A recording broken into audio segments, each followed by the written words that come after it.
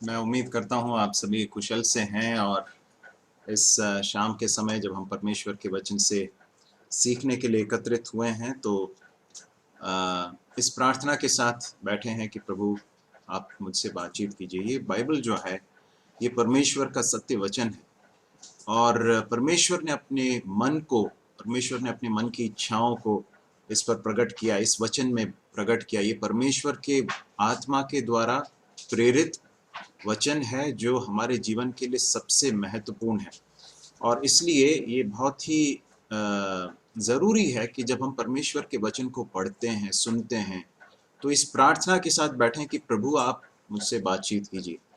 तो प्रभु हमारी सहायता करें। हम प्रेरितों के काम की पुस्तक का अध्ययन करते आ रहे हैं।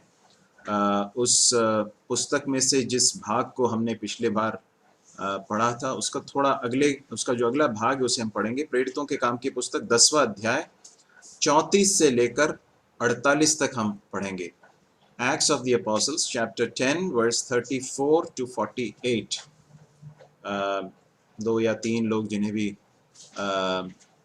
जो भी पढ़ सकते हैं जोर से पढ़ें, स्पष्ट पढ़ें, हिंदी में पढ़ें। प्रेरितों के काम की पुस्तक 10वां अध्याय 34 से लेकर 48 तक। तब पतरस ने कहा, अब मुझे निश्चय हुआ कि परमेश्वर किसी का पक्ष नहीं करता, वरन हर जाति में जो उससे डरता है और धर्म के काम करता है, वह उसे भाता है। जो वचन उसने इस्राएलियों के पास भेजा, जब उसने यीशु मसीह के द्वारा शांति का सुसमाचार सुनाया, वह वचन तुम जानते हो, जो यूहन्ना के बपतिस्मा के प्रचार के बाद गलील से आरंभ होकर सारे यहूदिया में फैल गया। परमेश्वर ने किस रीति से यीशु नासरी को पवित्र आत्मा और सामर्थ्य से अभिषेक किया, वह भलाई करता और सबको जो शैतान के सताए हुए थे अच्छा करता फिरा, क्योंकि परमेश्वर उसके साथ था। हम उन सब कामों के गवाह हैं जो उसने यहूदिया के देश और यरूशलेम में भी की, और उन्होंने उसे काट पर लटकाकर मार डाला। उसको परमेश्वर ने तीसरे दिन जिलाया और प्रकट भी कर दिया, सब लोगों पर नहीं, वरन उन गवाहों पर जिन्हें परमेश्वर ने पहले से चुन लिया था, अर्थात हम पर, जिन्होंने उसे मरे हुओं में से जी उठने के बाद उसके साथ खाया पिया।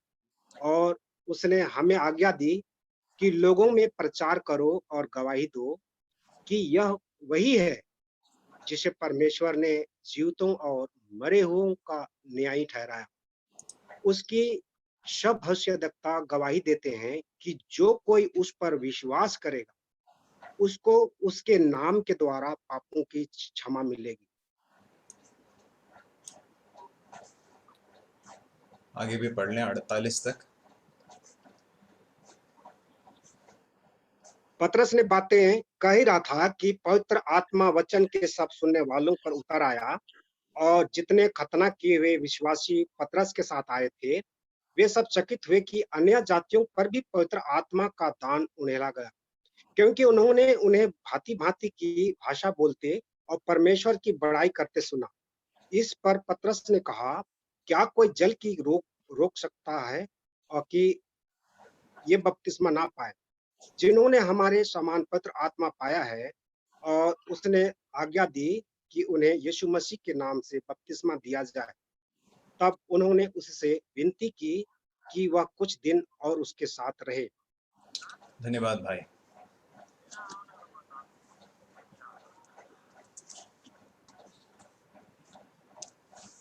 प्रभु का धन्यवाद हो कि हम इस वचन को पढ़ पाए और निश्चित रूप से परमेश्वर ने इस भाग से बहुत ही महत्वपूर्ण एक सच्चाई जो है हम पर प्रकट करने की इच्छा रखी है और मेरी प्रार्थना है कि वो हम पर प्रकट हो, हम उसे समझ पाएं, क्योंकि ये परमेश्वर का वचन है। सिर्फ हमारी बुद्धि मात्र से ये नहीं समझा जा सकता है, परमेश्वर के पवित्र आत्मा के प्रकाशन के द्वारा ही हम इसे समझ सकते हैं। तो हम इस प्रार्थना के साथ बैठें कि प्रभु हम पर अपनी सच्चाई को प्रकट करे। पिछली बार हमने इस बात को देखा था कि एक ऐसा व्यक्ति है जिसका नाम है कुर्नेलियुस। मैं थोड़ा सा उसका जो उसकी जो पृष्ठभूमि है, कॉन्टेक्स्ट में आपको थोड़ा बता दूं ताकि आपको समझ में आए कि आगे क्या हो रहा है। कुर्नेलियुस नाम का एक व्यक्ति था जो यहूदी नहीं था, है ना, जो जो इजरायली नहीं था, परंतु वो उसके विषय में लिखा है कि वो भक्त था, परमेश्वर का भय मानता था, परमेश्वर से की भक्ति करता था, लोगों को दान देता था, प्रार्थना किया करता था। तो उसके जीवन से ये समझा जा सकता है कि वो बहुत ही एक क्या बोलना चाहिए, बहुत ही एक धार्मिक प्रवृत्ति का एक व्यक्ति था, ऐसा हम कह सकते हैं। आज की भाषा में, आज की बोलचाल की भाषा में हम कह सकते हैं कि बहुत ही एक आध्यात्मिक व्यक्ति या बहुत ही धार्मिक व्यक्ति था, जो परमेश्वर से, परमेश्वर के रास्ते पर चलने के लिए इच्छुक था, जो सच्चाई पर चलने की बड़ी आकांक्षा रखने वाला एक व्यक्ति था।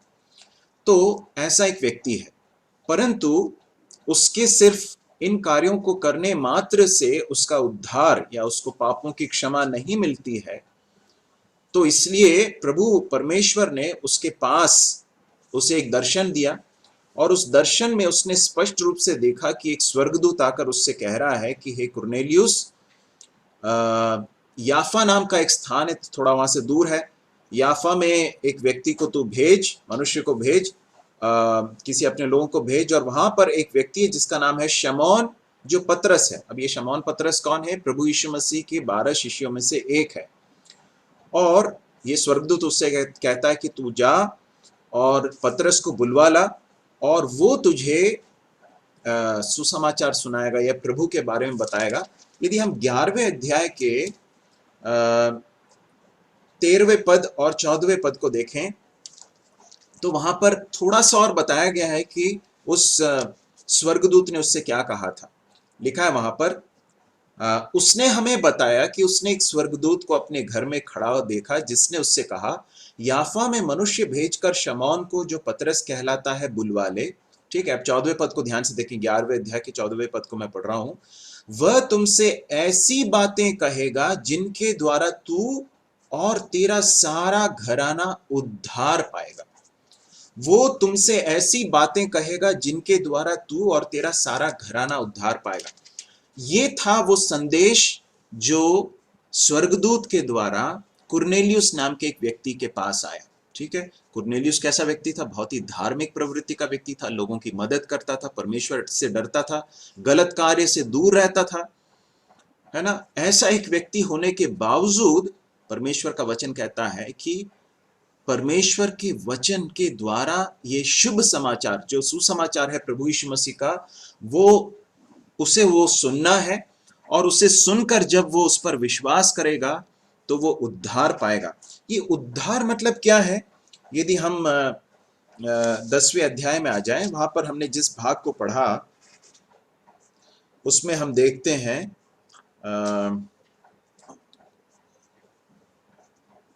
उसके 43वें पद को, वर्स 43। कोई उसके 43वें पद को पढ़ेंगे? कोई भी पढ़ सकते हैं। 43, 10 का 43। सब भविष्यवक्ता गवाही देते हैं कि जो कोई उस पर विश्वास करेगा उसको उसके नाम के द्वारा पापों की क्षमा मिलेगी। धन्यवाद। क्या लिखा है यहाँ पर? बहुत क्लियरली लिखा है कि ये उद्धार मतलब क्या है। प्रभु यीशु मसीह का ये जो सुसमाचार है, यह शुभ समाचार है, इस पर एक व्यक्ति विश्वास करता है तो उसको उद्धार मिलता है। और ये उद्धार क्या है उसके विषय में यहां लिखा है कि जो कोई उस पर विश्वास करेगा उसको उसके नाम के द्वारा, किसके नाम के द्वारा?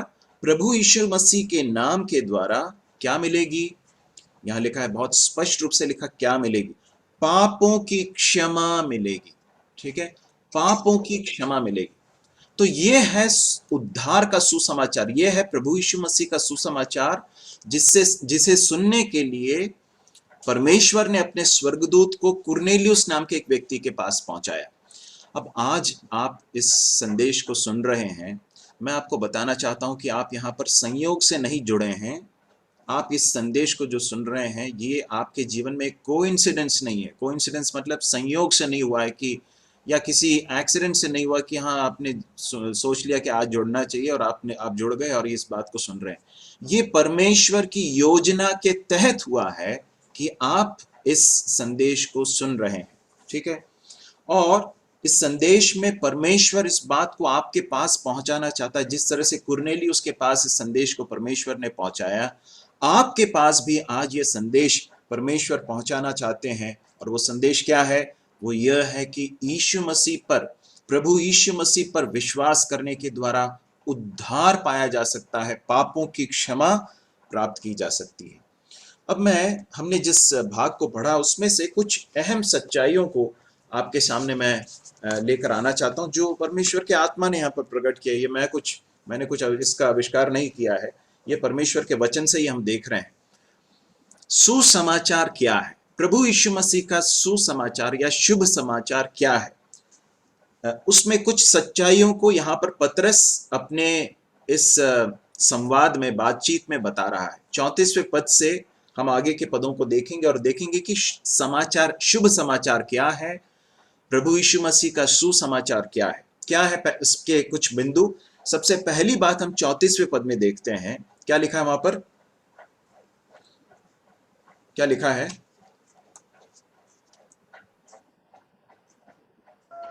तब पतरस ने मुंह खोलकर कहा। हाँ, पढ़िए दिनेश भाई। तब पतरस ने मुंह खोलकर कहा, अब मुझे निश्चय हुआ कि परमेश्वर किसी का पक्ष नहीं करता, वरन हर जाति में ओके, पढ़ लीजिए, उसे भी पढ़ लीजिए। वरन हर जाति में जो उससे डरता है और धर्म के नाम करता है, वो उसे भाता है। ठीक है, धन्यवाद। यहाँ पर परमेश्वर का वचन एक बड़ी सच्चाई को प्रकट करता है। वो सच्चाई क्या है? वो सच्चाई ये है कि परमेश्वर किसी का पक्षपात नहीं करता है। परमेश्वर किसी का पक्ष नहीं करता है। इसका अर्थ क्या है? इसका अर्थ ये है, मेरी आवाज आप सबको स्पष्ट आ रही है ना? ओके, धन्यवाद। परमेश्वर पार्शियल नहीं है, परमेश्वर पक्षपात नहीं करता। इसका मतलब यह है कि परमेश्वर किसी एक विशेष संप्रदाय से या किसी एक विशेष जाति से या किसी एक धर्म के व्यक्ति से ही प्रेम करता है या परमेश्वर उनकी ही सुनता है, ऐसा नहीं है। परमेश्वर सारे मनुष्यों को एक समान देखते हैं। जिस परमेश्वर ने संपूर्ण मानव जाति को, संपूर्ण सृष्टि को रचा है, उस परमेश्वर के बारे में एक बहुत महत्वपूर्ण सच्चाई यहाँ पर बताई गई है। वो क्या है? कि परमेश्वर किसी का पक्षपात नहीं करता। इसका मतलब, इसका अर्थ यह है कि सभी लोग उसके पास आ सकते हैं। परमेश्वर हर एक व्यक्ति का जो उनके पास आते हैं उनका स्वागत करते हैं। God welcomes any person who comes to him.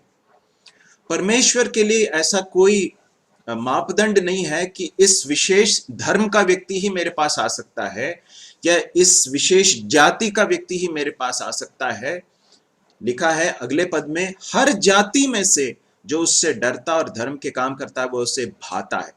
तो सबसे पहली सच्चाई है वो यह है कि परमेश्वर किसी का पक्षपात नहीं करता। परमेश्वर का ये जो शुभ संदेश है, उद्धार का जो ये संदेश है, पापों की क्षमा का ये जो संदेश है, ये संपूर्ण मानव जाति के लिए है। This is for the whole mankind, for the whole humanity. This is not limited to a particular sect और अ रिलीजन। ये एक विशेष धर्म या जाति के लिए सीमित नहीं है। तो इसलिए प्रभु यीशु मसीह का जो संदेश है वो ईसाइयों के लिए नहीं है, वो संपूर्ण मानव जाति के लिए है। ठीक है। सुसमाचार पर विश्वास करने के द्वारा कोई भी व्यक्ति पापों की क्षमा पा सकता है, फिर चाहे वो किसी भी धर्म का हो, किसी भी देश का रहने वाला हो, किसी भी जाति का हो, किसी भी रंग का हो, किसी भी वर्ण का हो, उससे परमेश्वर को कोई मतलब नहीं। परमेश्वर की दृष्टि में संपूर्ण मानव जाति में सारे मनुष्यों को वो प्रभु एक समान देखते हैं। ये एक बड़ी सच्चाई है। और दूसरी सच्चाई लिखी है यहां पर, हर जाति में से, हर जाति में जो उससे डरता और धर्म के काम करता है वह उसे भाता है करके लिखा है, वो भाता है करके लिखा है। इसका अर्थ क्या है? इसका अर्थ यह है कि परमेश्वर की ये इच्छा है, परमेश्वर की हृदय की ये बड़ी इच्छा है कि सारी जाति के लोग प्रभु यीशु मसीह के द्वारा परमेश्वर को जान लें, that all people will come to know God through Jesus Christ. ठीक है, एक भाग है जिसे मैं चाहता हूं कि हम पढ़ लें इसी संदर्भ में, दूसरा तिमुथियुस की पत्री, उसका दूसरा अध्याय, दूसरे तिमुथियुस उसका दूसरा अध्याय, एक मिनट माफ करें,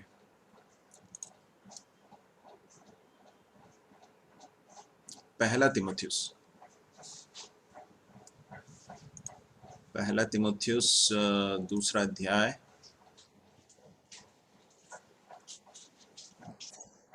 ओके, उसके 3 और 4 को पढ़ेंगे। ये जो आपके सामने हाईलाइटेड है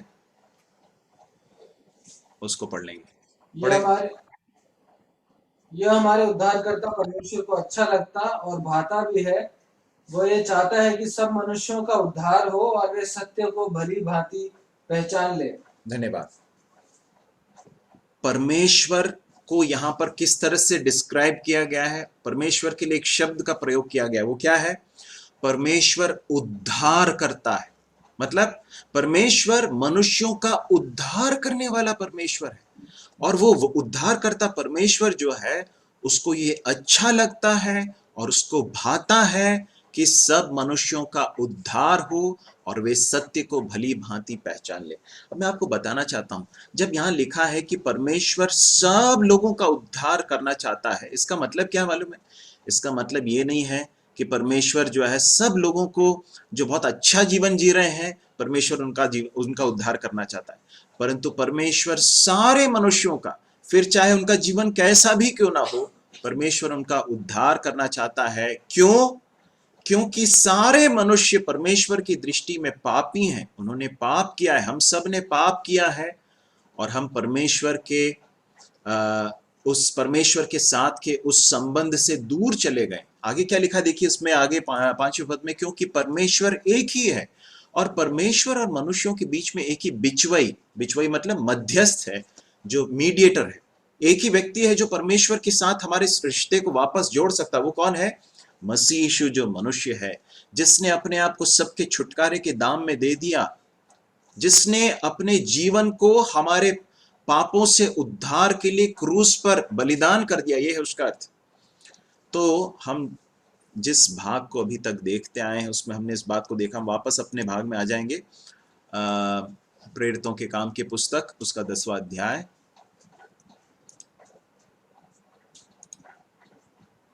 चौंतीसवें पद से हम देख रहे थे। वहां पर हम देखते हैं, हर जाति में से जो उससे डरता और धर्म के काम करता है वह उससे भाता है। परमेश्वर के हृदय की ये बड़ी इच्छा है कि हर जाति में से, हर देश से, हर वर्ण से, हर कुल से लोग, हर भाषा से लोग परमेश्वर को जान ले, लोग परमेश्वर को जान ले, उनका उद्धार हो। यह परमेश्वर के हृदय की इच्छा। यदि आपने अभी तक परमेश्वर कौन है, परमेश्वर कैसे हैं, यदि अभी तक समझा नहीं था, तो मैं आपको बताना चाहता हूं, जिस परमेश्वर ने संपूर्ण सृष्टि की रचना की है ना, वो आपसे बहुत प्रेम करते हैं। आप उसके स्वरूप में बनाए गए हैं, आप उसकी समानता में बनाए गए हैं। आपसे वो बहुत प्रेम करते हैं और आपसे इतना प्रेम करते हैं कि आपको आपके पाप के अनंत काल के दंड से बचाने के लिए, पाप जो है परमेश्वर के वचन के अनुसार बहुत ही गंभीर है, उसका दंड परमेश्वर ने रखा है। उस दंड से बचाने के लिए परमेश्वर ने एक बहुत बड़ा कार्य किया है। तो हम वापस अपने भाग में आ जाएंगे। हमने पहली बात देखी, परमेश्वर किसी का पक्षपात नहीं करता, सभी उसके पास आ सकते हैं और परमेश्वर की इच्छा है कि सभी का उद्धार हो। तीसरी बात जो हम देखते हैं वो हम 36 में पढ़ते हैं, 36वें पद में, जो वचन उसने इजराइलियों के पास भेजा जब उसने यीशु मसीह के द्वारा, जो सबका प्रभु है, शांति का सुसमाचार सुनाया। अब यहां पर तीसरी सच्चाई हम देखते हैं, वो यह है कि यीशु मसीह कौन है। ठीक है, यीशु मसीह के द्वारा जो सबका प्रभु है करके लिखा है। ठीक है, परमेश्वर का वचन स्पष्ट बताता है कि यीशु मसीह कौन है। इस संसार में लोगों ने यीशु मसीह के बारे में क्या धारणा बना रखी है, इससे परमेश्वर को कोई मतलब नहीं है। परमेश्वर क्या उनके बारे में कहते हैं, ये सच्चाई है। What God is proclaiming about Jesus Christ is the absolute truth. And what is that absolute truth? वो क्या है सच्चाई? वो सच्चाई ये है कि यीशु मसीह सबका प्रभु है। That Jesus is the Lord of all. फिर चाहे वो किसी जाति का हो, किसी भाषा का बोलने वाला हो, किसी देश का रहने वाला हो, हमारे भारत का हो, अमेरिका का हो, चीन का हो, पाकिस्तान का हो, अफ्रीका का हो, किसी भी देश का, चाहे पढ़ा लिखा हो, चाहे अनपढ़ हो, चाहे बहुत ही अंदर जंगलों में रहने वाला असभ्य व्यक्ति हो, कोई भी हो, सारे मनुष्यों का एक प्रभु है। प्रभु का मतलब एक स्वामी है जिसने उनकी सृष्टि की है। वो कौन है? यहां लिखा है कि वो यीशु मसीह है। Jesus is the Lord of all. उसने यीशु मसीह के द्वारा शांति का सुसमाचार सुनाया। इसका मतलब क्या है? परमेश्वर जो किसी का पक्षपात नहीं करता, जिसके पास सब आ सकते हैं, परमेश्वर की इच्छा है कि सबका उद्धार हो, उसने मनुष्यों को उसके पास आने के लिए एक द्वार खोला है, एक रास्ता खोला है। वो रास्ता क्या है? कौन है? यीशु मसीह के द्वारा। यीशु मसीह के द्वारा, through Jesus Christ. And who is Jesus Christ? Yeshu Masih कौन है? वो सबका प्रभु है। अगले सच्चाई में हम आएंगे। 37वां पद, वह वचन तुम जानते हो जो यूहन्ना के बपतिस्मा के प्रचार के बाद गलील से आरंभ होकर सारे यहूदिया में फैल गया। परमेश्वर ने किस रीति से यीशु नासरी को पवित्र आत्मा और सामर्थ्य से अभिषेक किया। वह भलाई करता और सबको जो शैतान के सताए हुए थे अच्छा करता फिरा, क्योंकि परमेश्वर उसके साथ था। कुछ सच्चाइयों को हम इसमें से भी देखेंगे। यहां पर एक बड़ी सच्चाई है, वो यह है कि यीशु मसीह किसी मनुष्य के द्वारा गढ़ी हुई कहानी का एक पात्र नहीं है। Jesus Christ is not a character of some story which is made up by people. परंतु यीशु मसीह कौन है?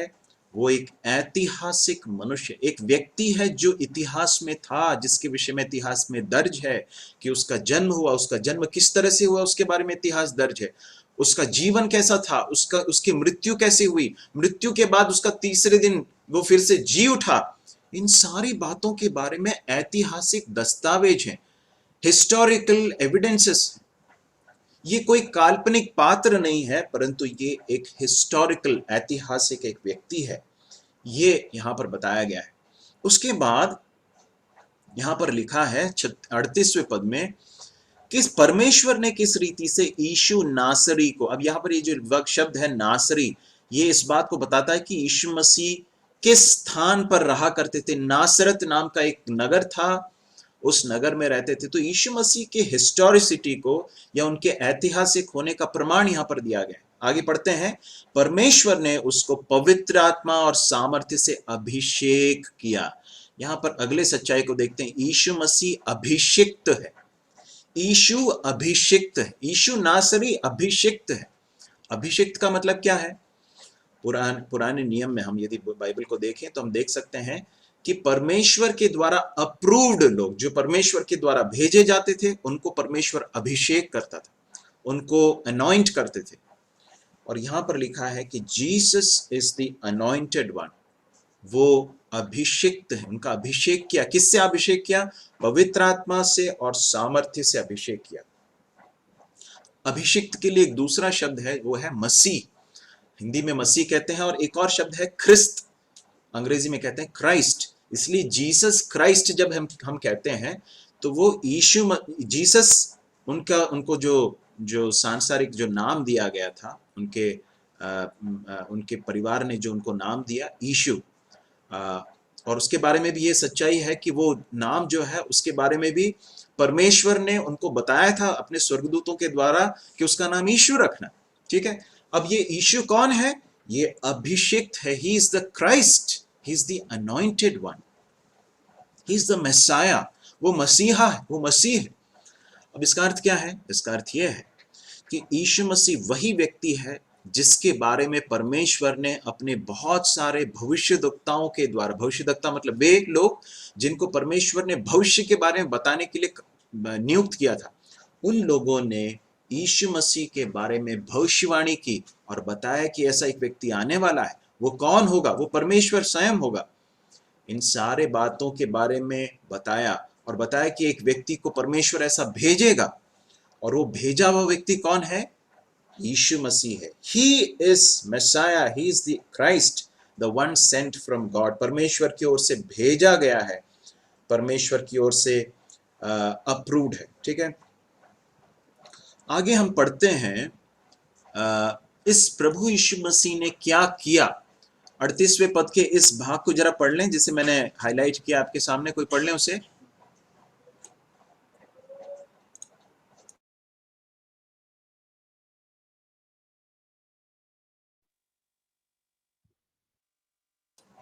कोई पढ़ लें उसे। वो भलाई करता और सबको जो शैतान सतावे थे अच्छा कर फिरा, क्योंकि परमेश्वर उसके साथ था। धन्यवाद। यहाँ पर लिखा है कि वह भलाई करता और सबको जो शैतान के सताए हुए थे अच्छा करता फिरा। ठीक है, प्रभु यीशु मसीह के कार्य कैसे थे इसके बारे में यहाँ लिखा है। प्रभु यीशु मसीह के कार्य कैसे थे? भलाई के काम थे करके लिखा है। सबको जो शैतान के सताए हुए थे अच्छा करता फिरा। तो प्रभु यीशु मसीह के जीवन के बारे में यहाँ पतरस कहता है, पतरस जो प्रभु यीशु मसीह का एक शिष्य है, वो कहता है कि प्रभु यीशु मसीह ने वो किया जो भला है। He did good works. What he did was all good. उसने ऐसा कोई काम नहीं किया जो गलत हो। हम इसी पतरस ने एक पत्री भी लिखी है, 2 पत्रियां लिखी हैं, उसमें वो कहता है कि उसके अंदर कोई पाप नहीं था। उसके अंदर उसने पाप नहीं किया, वो पाप से अज्ञात था, ऐसा लिखा है। तो ये प्रभु यीशु मसीह के बारे में एक बहुत बड़ी सच्चाई है कि उसने वो किया जो भला है। He did no evil, he only did what was good. और आप जानते हैं ये किसका स्वभाव है? ये किसी मनुष्य का स्वभाव नहीं है, ये सिर्फ परमेश्वर के अंदर ही ये गुण है कि वो सिर्फ भला और सिर्फ भला करता है। मनुष्य के अंदर कई बार भलाई के साथ साथ बुराई भी दिखती है, परंतु परमेश्वर के अंदर कभी भी हम बुराई नहीं देख सकते हैं, वो सिर्फ भलाई करते हैं। तो प्रभु यीशु मसीह के बारे में लिखा है कि वो भलाई करते रहे और लोग जो शैतान के द्वारा सताए हुए थे उनको अच्छा करते फिरे। आगे क्या लिखा है? परमेश्वर उसके साथ था। इसका अर्थ क्या है? इसका अर्थ है कि प्रभु यीशु मसीह के ऊपर परमेश्वर का अप्रूवल था। परमेश्वर ने उसके ऊपर अपनी मुहर लगाई थी। ये कहा था कि हाँ, ये मेरे द्वारा भेजा गया, मैं इसके साथ हूं। देखिए, संसार में बहुत सारे महापुरुष, बहुत सारे बड़े बड़े ज्ञानी लोग, दार्शनिक लोग, बहुत सारे सामर्थी लोग सब उठे हैं, परंतु एक ही व्यक्ति है जिसके ऊपर परमेश्वर ने अपना अप्रूवल दिया है, जिसके बारे में लिखा है कि वो परमेश्वर उसके साथ था। परमेश्वर ने उस पर अपना अप्रूवल दिया है, उसके द्वारा परमेश्वर ने पापों की क्षमा दी है। कौन है? सिर्फ एक ही व्यक्ति है, वो है प्रभु यीशु मसीह। ये मेरे शब्द नहीं है, ये परमेश्वर के पवित्र शास्त्र बाइबल की सच्चाई है और हम इस पर विश्वास करते हैं। आगे हम पढ़ते हैं उसके 39वें पद को कोई पढ़ लें, वर्स 39।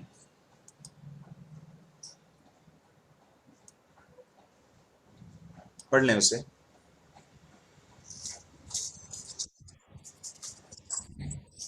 हम उन सब कामों के गवाह हैं जो उसने यहूदिया के देश और यरूशलेम में भी किए, और उन्होंने उसे काठ पर लटकाकर मार डाला।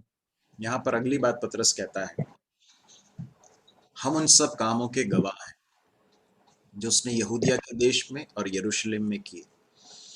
मेरे प्रिय भाइयों और बहनों, ये प्रभु यीशु मसीह का ये जो शुभ संदेश ये आप सुन रहे हैं ना,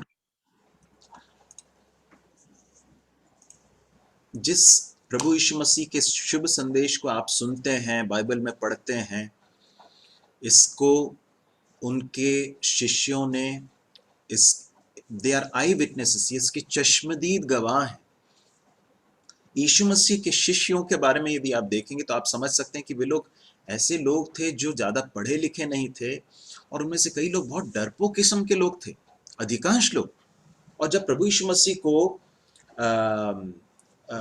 गिरफ्तार करने के लिए आए उनके विरोधी लोग, क्रूस पर चढ़ाने के लिए, ले जाने के लिए, उनके ऊपर गलत आरोप लगाकर जब उनको गिरफ्तार करने के लिए आए, तो ऐसा लिखा है कि जितने भी शिष्य थे प्रभु यीशु मसीह के, वे सब छोड़कर भाग गए।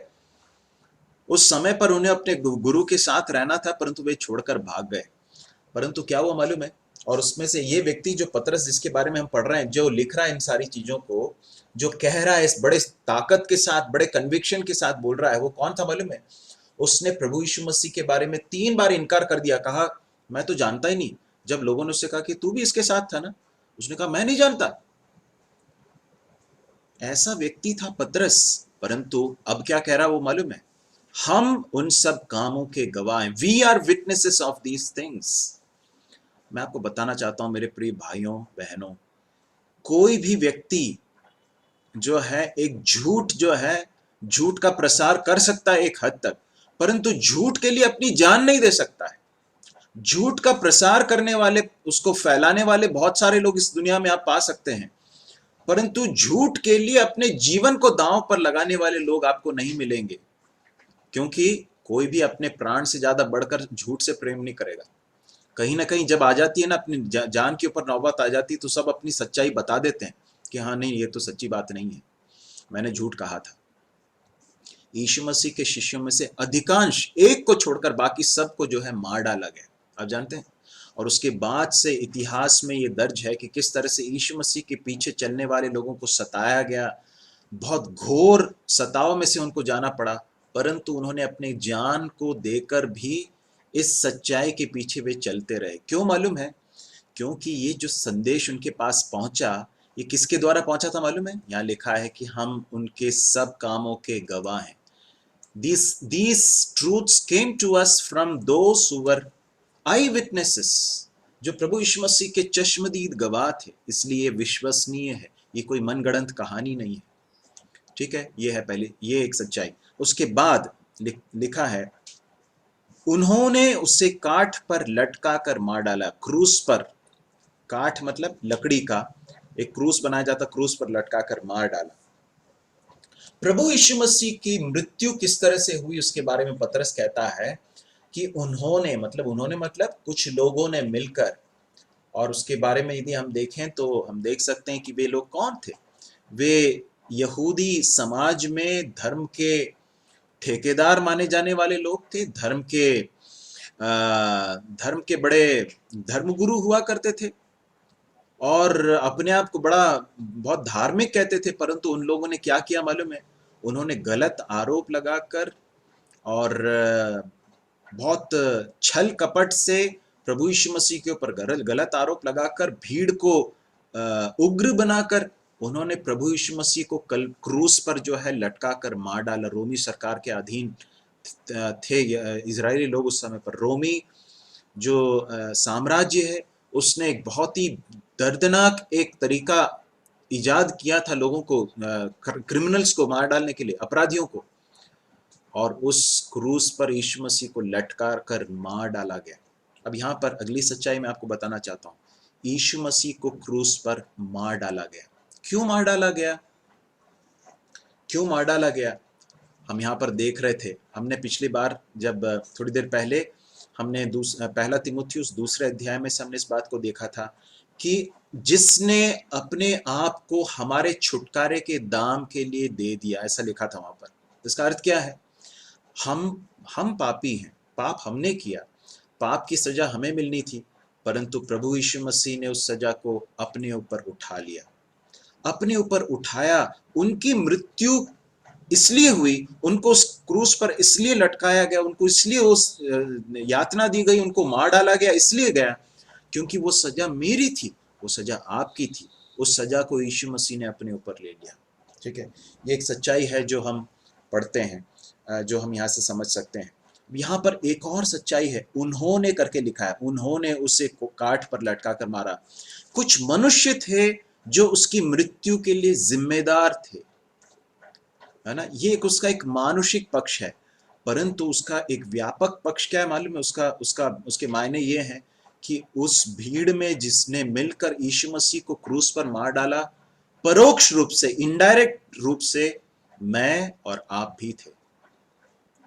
एक गीत है, बहुत सुंदर गीत है, जो क्रूस पे कुर्बान है वो मेरा मसीहा है, हर जख्म जो उसका है वो मेरे गुनाह का है। मेरे प्रिय भाइयों और बहनों, यीशु मसीह ने क्रूस पर जो यातना सही वो मेरे पापों के कारण थी, आपके पापों के कारण थी, संपूर्ण मानव जाति के पापों के कारण थी। इस सच्चाई को यहाँ पर पतरस बताता। उसके बाद फिर लिखा है उसको परमेश्वर ने तीसरे दिन जिलाया, 40वां पद, उसको परमेश्वर ने तीसरे दिन जिलाया और प्रकट भी कर दिया है।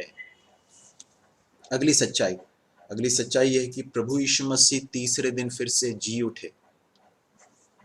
प्रभु यीशु मसीह मर के खत्म नहीं हो गए। इस संसार में बहुत सारे लोग आए जिन्होंने बड़े बड़े दावे किए, जिन्होंने वादे किए और दावे किए, परंतु उनकी मृत्यु के साथ वे दावे और वादे सब खत्म हो गए। परंतु एक ही व्यक्ति है जिसने कहा कि तुम इस मंदिर को गिरा दो। किसके बारे में कह रहे थे? उनके शरीर के बारे में कह रहे थे कि तुम इस मंदिर को गिरा दो, मैं इसे 3 दिन के अंदर फिर से मैं उसको खड़ा कर दूंगा।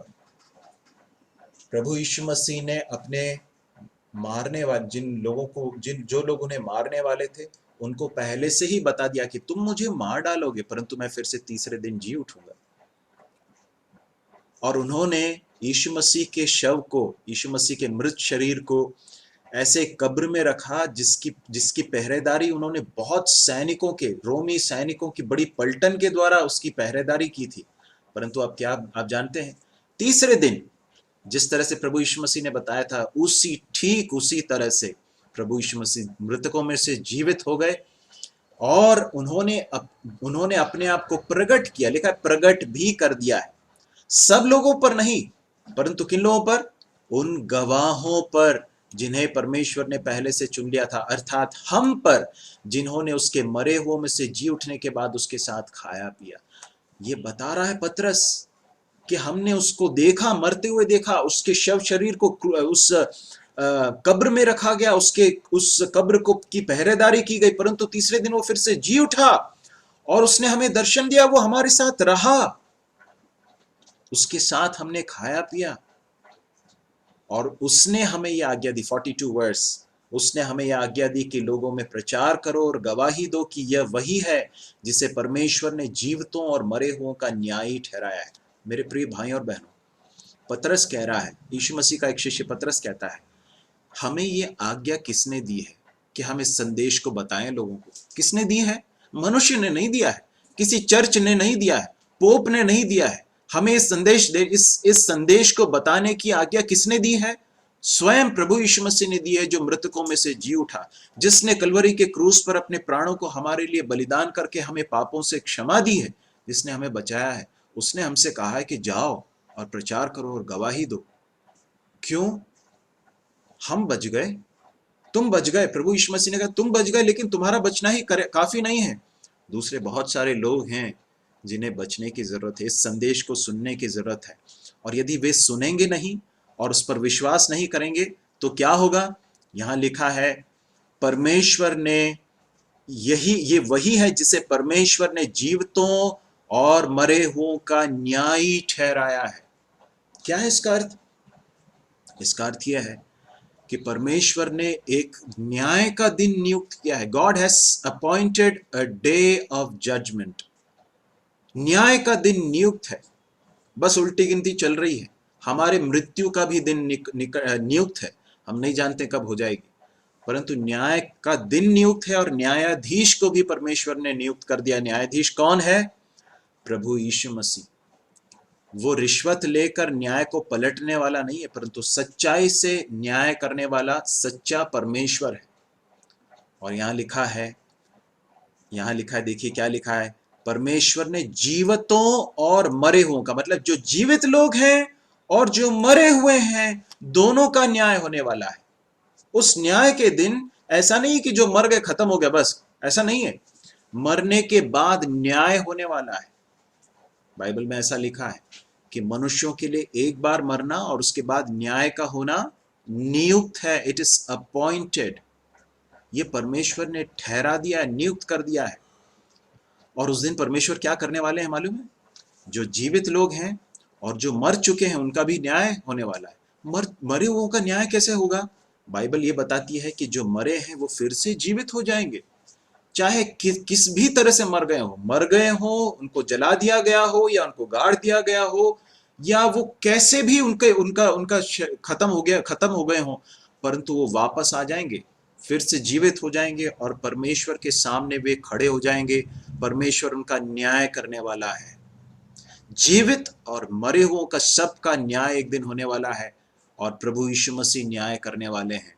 और उसके बाद लिखा है कि सब भविष्यद्वक्ता उसकी गवाही देते हैं कि जो कोई उस पर विश्वास करेगा उसको उसके नाम के द्वारा पापों की क्षमा मिलेगी। सबसे महत्वपूर्ण सच्चाई क्या है? सच्चाई, यदि यीशु मसीह पर विश्वास करेंगे। विश्वास करने का अर्थ क्या है? इसका अर्थ यह है कि इस बात को मान लेना कि प्रभु यीशु मसीह कौन है। प्रभु यीशु मसीह कौन है?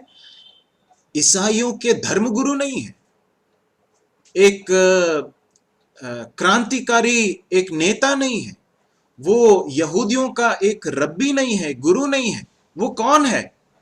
यहां पर हमने देखा था वो कौन है। हमने देखा कि वह सबका प्रभु है, मतलब सबका मालिक है। हमें अपने जीवन का लेखा जोखा उसको देना है, हमें अपने जीवन का हिसाब उसे देना होगा। और वो है जो अच्छा करता फिरा, जिसने भलाई की, परमेश्वर ने उसके ऊपर अपनी मोहर लगाई, उसको अप्रूव किया और उसे क्रूस पर लटका कर मार डाला गया। उसको क्रूस पर लटका कर मारा गया। वो तीसरे दिन फिर से जी उठा। उसने अपने आप को प्रकट किया और अपने शिष्यों को यह आज्ञा दी है कि जाओ और प्रचार करो और गवाही दो कि वो क्या है? वो जीवितों और मरे हुओं का न्यायी है। यदि इन सच्चाइयों पर विश्वास करेंगे, ये मान लेंगे कि प्रभु यीशु मसीह ये हैं और अपने पापों को मान लेंगे, कहेंगे कि प्रभु मैं पापी हूं, मुझ पर रहम कीजिए, मैं इस बात को मानता हूं कि मेरे पापों की सजा आपने उस क्रूस पर उठाई, तो क्या होगा? उसको उसके नाम के द्वारा, यीशु मसीह के नाम के द्वारा पापों की क्षमा मिलेगी, फॉरगिवनेस ऑफ सिंस। इस संसार में हम कुछ भी कमा लें, कुछ भी हासिल कर लें, परंतु ये नहीं मिला तो क्या है मालूम है? हमने अपना जीवन बर्बाद कर दिया। कुछ भी नहीं हासिल होगा। पैसा कमा लें, धन संपत्ति कमा लें, लेकिन यदि पापों की क्षमा नहीं मिलेगी तो इस संसार के जीवन के पश्चात हमारी मृत्यु एक ना एक दिन होगी या प्रभु यीशु मसीह का आगमन होगा। उसके बाद क्या होगा मालूम है? हमें परमेश्वर के न्यायासन के सामने खड़ा होना होगा और उस समय पर यदि हमारे पापों की क्षमा हमें नहीं मिली होगी तो क्या होगा? बाइबल के अनुसार जिनके पापों की क्षमा नहीं मिली वे अनंत काल के आग की झील में अर्थात नरक में डाल दिए जाएंगे। इसका अर्थ क्या है? इसका अर्थ ये कि ये बहुत ही गंभीर विषय है। हम इसके साथ खिलवाड़ नहीं कर सकते हैं। यदि हम उस आने वाले परमेश्वर के प्रकोप से, दंड से बचना चाहते हैं, पापों की क्षमा चाहते हैं, तो यहाँ पर परमेश्वर का वचन बताता है कि उसके लिए मार्ग क्या है। परमेश्वर किसी का पक्ष नहीं करता। हर जाति से जो उससे डरता है, उसे भाता है, और प्रभु यीशु मसीह सबका प्रभु है। उसने शांति का सुसमाचार सुनाया, शांति का सुसमाचार। This is a gospel of peace. परमेश्वर मनुष्यों के साथ शांति स्थापित करना चाहता। प्रभु परमेश्वर कहता है कि तुम मेरे साथ शत्रुता में कब तक जियोगे? मैं तुम्हारे इस साथ के इस दीवार को ढाकर तुम्हें अपने साथ मिलाना चाहता हूं। यह शांति का सुसमाचार है, परंतु उसके लिए क्या करना होगा? यीशु मसीह कौन है और यीशु मसीह ने क्या किया है, उस पर विश्वास करके अपने जीवन को यीशु मसीह के हवाले करना होगा। तब क्या होगा? उसके नाम के द्वारा पापों की क्षमा मिलेगी। आगे के पदों में हम देखते हैं कि पतरस ये बातें कह ही रहा था कि पवित्र आत्मा वचन के सुनने वालों पर उतर आया। इसका अर्थ ये कि कुरनेलियुस और उसके भवन के लोगों ने उस सच्चाई पर विश्वास किया। ये बाहर से दिखाई नहीं दिया, उन्होंने उस समय कुछ बोला नहीं, परंतु उनके हृदय में उन्होंने विश्वास कर लिया था। और जैसे ही वो हुआ, क्या हो गया? पवित्र आत्मा उन सुनने वालों पर उतर आया। परमेश्वर हमारी सहायता करे। मैं यहाँ पर समाप्त करूंगा। 44 से लेकर 48 तक कुछ और सच्चाइयां हैं जिन्हें देखने की जरूरत है, परंतु चूंकि हमारा समय समाप्त हुआ, यहाँ पर हम समाप्त करेंगे। जिन्होंने यीशु मसीह पर विश्वास किया, कई बार हम इसके साथ स्ट्रगल करते हैं कि हम सुसमाचार में हमें बताना क्या है, लोगों के साथ सुसमाचार बांटते समय हमें शेयर क्या करना है। यहाँ बताया है, मैंने जितने पॉइंट्स आपको बताए हैं उनको जरा आप ध्यान से देखिए। परमेश्वर के बारे में बताया गया कि परमेश्वर का स्वभाव कैसा है, मनुष्य की समस्या के बारे में बताया गया कि मनुष्य की असली समस्या क्या है, पाप की समस्या, और परमेश्वर ने उसके लिए क्या निदान किया है, प्रभु यीशु मसीह को भेजा, उसके बारे में बताया गया है। और ये भी बताया कि उसके लिए हमें करना क्या है। पापों की क्षमा प्राप्त करने के लिए हमें यीशु मसीह पर विश्वास करना है। प्रभु हमारी सहायता करे कि इसके द्वारा यदि हम में से कोई भी है जिसने इस सुसमाचार पर अभी तक विश्वास नहीं किया है, तो प्रभु यीशु मसीह पर विश्वास करें, अपने जीवन में पापों की क्षमा को प्राप्त कर लें। यदि ये सारी बातें अगर मनुष्य की गढ़ी हुई बातें हैं तो आपको कुछ फर्क नहीं पड़ेगा, ना मुझे फर्क पड़ेगा, परंतु यदि ये सच्चाई है तो सोचकर देखिए, ये सिर्फ जीवन और मरण का प्रश्न है, अनंत काल की नरक के दंड की बात है। प्रभु आपकी सहायता करे, हमारी सहायता करे कि हम इसे गंभीरता से ले सकें। और साथ में जिन्होंने यीशु मसीह पर विश्वास किया, मैं आपको बताना चाहता हूं कि सुसमाचार क्या है, इसे अच्छी तरह से समझना जरूरी है, और सुसमाचार में किन बातों को हमें शेयर करने की जरूरत है, बांटने की जरूरत है, उसे भी हमें समझने की जरूरत है। प्रभु हमारी सहायता करे। परमेश्वर के पवित्र नाम की महिमा हो। जुड़े हुए सारे भाई बहनों को प्रभु अपनी आशीष दे, और कोई भी एक भाई प्रार्थना करके समाप्त करेंगे। प्रभु